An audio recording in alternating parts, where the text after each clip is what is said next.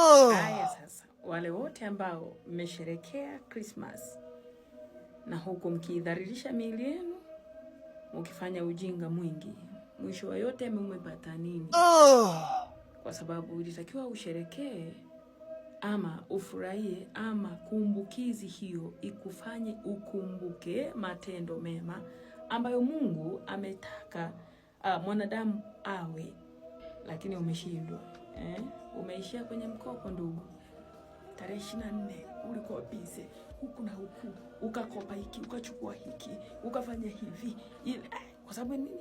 Kesho Christmas, sikukuu bwana. Tarehe 25 ni sikukuu.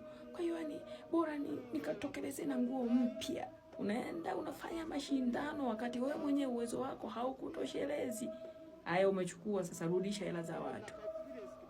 Rudisha hela za watu kwa sababu ulikuwa unashindana. Mimi nilivali gauni langu hili. Yaani kwa sina shida, nilivali gauni langu hili, nikakaa kanisani afu nilikula ugali. Hata ugali siku ile sikula kwanza tarehe 25.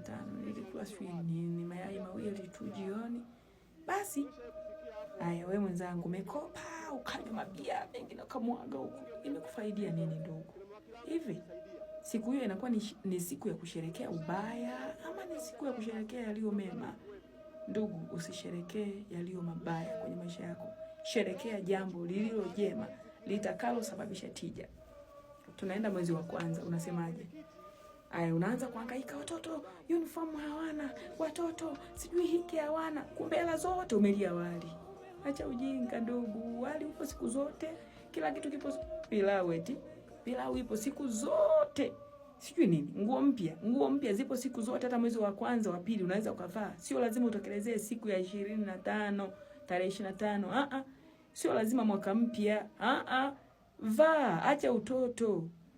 Sikukuu waachie watoto bwana.